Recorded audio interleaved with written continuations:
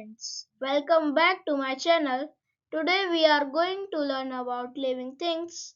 Living things include plants, animals, and human beings.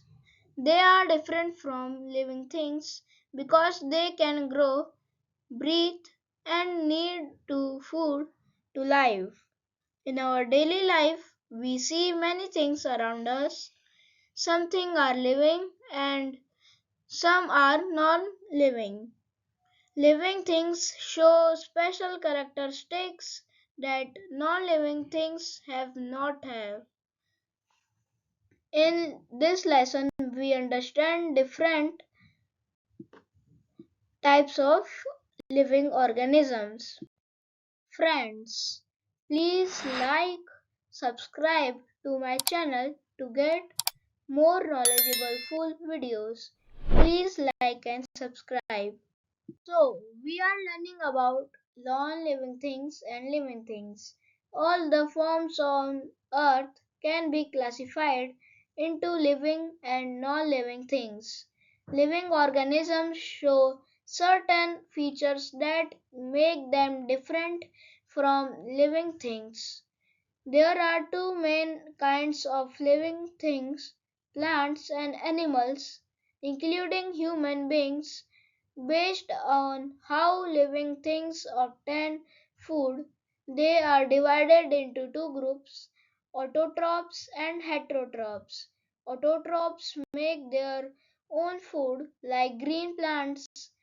Heterotrophs depend on other organisms for food like animals and humans. Friends, now let's learn about green plants. Only green plants can make their own food. They do this by a process called photosynthesis. The word photosynthesis comes from two words. Photo means light and synthesis meaning to make.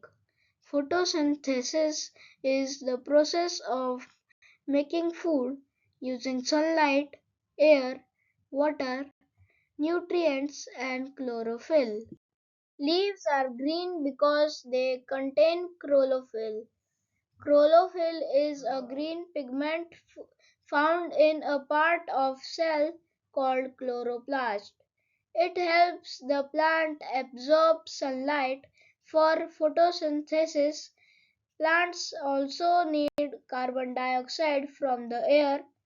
The carbon dioxide enters plant through small openings in the leaves called stomata. Friends, stomata are tiny openings mainly found on the lower surface of leaves. They help in the exchange of gases. Water is absorbed by the roots from the soil. It is transported to the leaves through the stems and branches. Light sunlight provides energy to change water and carbon dioxide into sugar and called glucose. Several factors affect the rate of photosynthesis. These include light intensity, carbon dioxide concentration, temperature, and water. More sunlight increases the rate of photosynthesis. An optimum temperature between 25 degrees Celsius and 35 degrees Celsius is the best for photosynthesis. If the water is scarce or the air is polluted, photosynthesis slows down. Some plants grow in soil that lacks nitrogen. To get nitrogen, these plants eat insects. They are called carnivorous plants. Common examples are Venus flytrap, sanddew, and pitcher plant. Friends, in the pitcher plant, the leaf is modified into a pitcher shape. It produces nectar that attacks insects. When insects fall inside, they cannot escape because the surface is slippery. The insect dies and decomposes. The plant absorbs nitrogen released from the insect's body. The Venus flytraps has two leaves with spikes that act as a trap.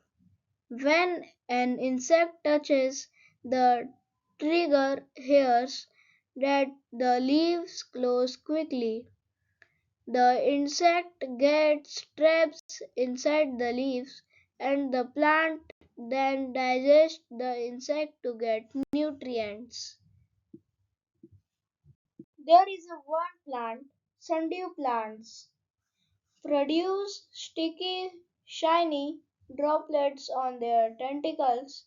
These droplets attract insects. Once the insect sticks to the plant, the tentacles slowly wrap around it.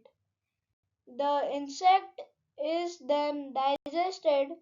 Sundew plants are found in many parts of the world. Some living things feed on dead and decaying matter. These are called Heterotrophs.